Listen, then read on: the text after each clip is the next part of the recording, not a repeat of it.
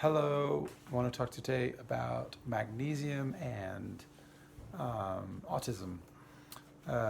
There's a lot of studies already out there on magnesium and autism, on magnesium and B6 especially, and B6 in the treatment of autism. Um, I think that a lot of people who've tried these combinations may or may not fail, but it's harder to get you have to get the right magnesium and the right B6 in order for it to work.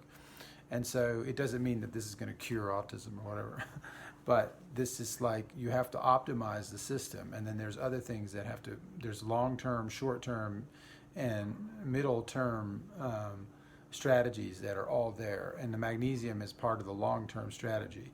And so, and short and middle term, it's doing all three. But you need that the basic deficiencies must be covered. So magnesium deficiency, Candida albicans, bacterial flora overgrowth, vaccines, vaccinosis, all have kind of a similar inflammation. They all have a similar inflammation pattern and similar etiology. And so the magnesium deficiency mirrors some of these same symptoms. So what you need is you got to build up the magnesium and B6, but you got to do it through a transdermal route, which is a better way to absorb because the skin is ubiquitous. It's not the weaker way to absorb magnesium. It's actually the stronger way because you can get so much of it. So you can go through the skin and you can get you can dose up basically through the skin much more than you could through the digestive system. Now, that is also because this is the system that was made to absorb the magnesium. It was built for that. I mean, if you even look at the ectoderm, which is where your nervous system is attached to, it's similar to your skin, and it's close to your skin. It's on the edge of your skin. And so the mesoderm, which is the muscular part, I guess you could say, of the embryonic layers. This is where your digestive system is. So you're actually going not directly to where the magnesium is the most needed, which is into the nervous system, and you're going into this other system and hoping it'll get there or whatever. So you're actually going the long way to do the same thing. And then you also trigger the laxative mechanism, and the kidneys backfire, and a lot of people can't even handle that whole system. And so you have a lot of different types of things that you have to do to the magnesium to convince the body to take it, and associated with all these things. So when you go through the skin will automatically associate through acidification processes that magnesium chloride molecule. It will also bring it through fat processes, lipid layers, and the deeper layers of the skin. And little by little, it becomes a type of food which the body can absorb. And that little metallic magnesium mineral becomes broken down soft enough to be able to absorb. So there's an intelligence there. So if you have the right magnesium, you need the right B6 now if you're going to do this. And if you want to look up all the stuff on magnesium and B6 for autism, it's kind of mind-blowing. There's tons of stuff on it already. But so B6, you have to get the right kind. So, you have the pills, but a daily form, life changes type of form of B6 that you need is raw meat, raw high-quality meat. So the best way to do that, I think, is to buy tuna and do it yourself instead of buying it at a sushi place where it's already been frozen. Do it yourself, and then you have this raw access to this B6 vitamin. Make your own sushi, whatever. Another way, which I find even more efficient, would be raw soy-free egg yolks, which can be added to raw beef tartare. Or carpaccio or whatever, but the tartare can be made with capers and onions and pickles and stuff like that, with the raw egg yolk mixed with raw soy-free egg yolk mixed with the grass-fed meat or lamb from New Zealand or imported or whatever you can get, and chop that, dice that, and you have this like power ball of vitamins. Now, we're not used to eating that as much in America, but in France, it's one of the biggest meals that you eat when you go out on a Friday night with your friends is tartare. It's everywhere. So there is a little bit of a cultural adaptation that may need to happen. You may be able to just sear the edges so it looks different for you or whatever, but on the inside, it can't be heated. That's how the B6 works. It's an active form of B6, and so this is what we need. So this is very helpful. I mean, there was a nutrition researcher who figured this out from a child that had a lot of these symptoms and problems, and wouldn't eat a lot of things he was given, and he just tried to see if he could eat this tartare. And he was a child, so it was like, oh, good luck. But because meat in and of itself doesn't have much of a taste, it's almost kind of sweet, especially if it's not, soy-fed animals and all this stuff. But if it's a healthy grass-fed or imported lamb or whatever it is, meat, then it actually has not too much taste. And the child was able to take this little meatball, and he took more of them after that. And it kind of sparked the nutrition researcher into realizing that this was the B6 deficiency that he was touching on. So this is another way to get that done. Also, some things I wrote about, Candida Albicans, this bacterial overgrowth or whatever that's in the gut. This is associated with all sorts of gut flora problems from vaccines and other things, antibiotics, and lack of fermented foods in the diet and the food supply, and just a sterile type of food supply as well. But it's also, in the case of autism, this Candida albicans is very widespread. And so this is why antifungals work so great for Candida, is because they're trying to reduce this like wild bacteria that is going in the wrong place, and there's too much of it. At a small level, it's actually healthy, but it goes too far and stretches into too many areas, and so it becomes almost like its own little cancer. And so the way the ways the antifungals are working so great is because they kind of address that. But magnesium also addresses that. Magnesium is also an antifungal in that sense. It helps in the proliferation of a healthy gut flora. It also stimulates the immune system through the macrophage and the innate immune system, and so and the white blood cells and the granulocytes. This problem that we have with the Candida overgrowth, and I forget what the name of the sugar is. I think I wrote it down here. Arabinose. This widespread arabinose sugar that's floating around, this substance, this is creating some of the brain fog and the lack of clarity and the lack of connection and communication between the cells. This is kind of fogging everything. It's like putting this type of sugary, liquid gelatiny substance all over your computer and just trying to see if it's going to work, right? So it messes up the signaling, and so magnesium, of course, is going to also help with signaling in its general sense, because all the neurotransmitters are dependent on magnesium to be efficient and of a high quality as well, and to complete their processes of conjugation and even in the structures themselves of the dendrites and the neuroplasticity of the synapses going throughout the nervous system. All of these things are helped by magnesium. Magnesium has a certain viscosity which allows a sort of protection to all of these systems, and so this keeps it from drying out or being overly permeable or cracking or whatever. It also allows for calcium not to destroy these tissues either, even in the gut. Now, this is what I'm saying for these tissues goes also for the gut. And so it keeps the calcination from happening in the gut.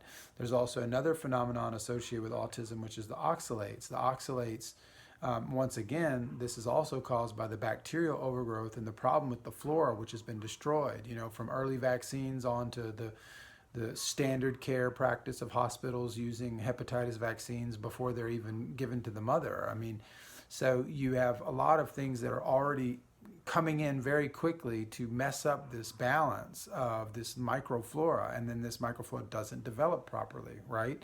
And so this starts to create not stalactites and crazy crystallizations that shouldn't be there, but this is kind of an image of the wrong things that are happening there.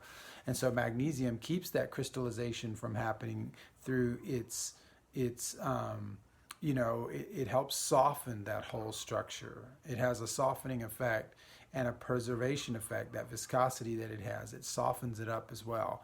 Like the softening effect can be very well seen from magnesium in the teeth. Like you have the teeth are made of calcium and magnesium, but the calcium makes them hard and the magnesium makes them flexible. So this together, you have strong teeth. So it's the same with the structures too.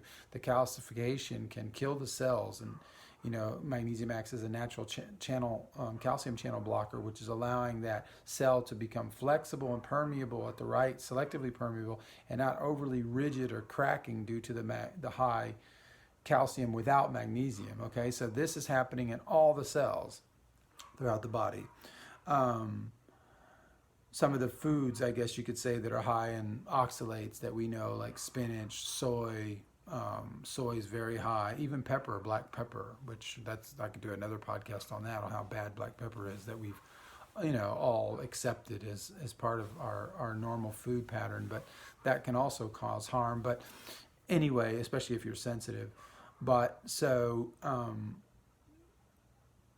the key to this understanding for me, like if you look at like the GAPS diet, which was given for autism in like alternative circles, consisting of broth and fermented foods and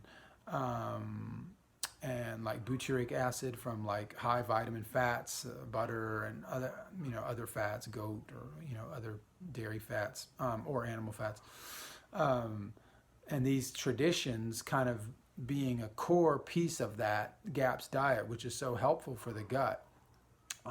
But you also have to understand how magnesium plays a role in the stabilization of all that. Not only in the ATP cycle, which is basically everything, but the ATP cycle, the cellular cycle of energy, is stabilized by magnesium. So you're going to need that at this level so that commodity can work itself out and the gut flora can reestablish itself properly. You need everything working in that alignment. Now, of course, you're also, one of the other key benefits for autism with magnesium is that it bonds with malic acid, and forms magnesium malate. And this breaks down aluminum. This is just one example of one of the chelation agents that it bonds with. There's tons of these. And so it allows for chelation of toxins, acid residues, heavy metals, endocrine disruptors like plastics and estrogen mimickers and all these things which destroy the flora as well. These all act as deterrents to the proper gut flora. And so all these things can be pulled out through the magnesium and the chelation agents and enzymes that actually work against those. Of course, there's other things too. There's zinc and selenium and other manganese and other metals which are important. But this is just like the base understanding. From there on out, you can add these to that. I mean, they are important, but you have to start, somewhere first. And so magnesium is the first place to start with the B6, the live active form of B6, like I mentioned before, and do it kind of a natural way, like this kind of natural foods way, but using food as medicine in a repetitive way. Of a high quality, and not just a lot of the books that you read now on how to heal yourself and all this stuff. Like they'll say, grass-fed this or this kind of chicken, but they don't. I mean, they rarely say soy-free chicken. They rarely say imported meat. They rarely say what kind of pig is being used here. They rarely talk about the supplements that they're allowed to feed these animals, even inside of organic and all these other labelings where they can feed them canola pulp and soy oil, but not the grain, because then it still could be a supplement, and grass-fed or whatever it is. So they can still get the animal to be big and fat, but then still fit into the marketing claims. And so that's not going to work. You need small animals if you want these vitamins to be there again. You can't just have these gargantuan pigs and these gargantuan animals. So typically we have to we've got a long way to get ourselves out of there, but imports can really help in this category, especially lamb, which are very easy to find in all sorts of different shops, from Armenian, Ukrainian to Middle Eastern, Persian, and all these other types of shops. You can find a lot of these things. So there is a choice for everyone. You're not forced to eat the majority of chickens in America, which are highly fed in soy. Soy also contributes, like I said, to the oxalate problem. It contributes to the copper-zinc imbalance that we find in these same conditions.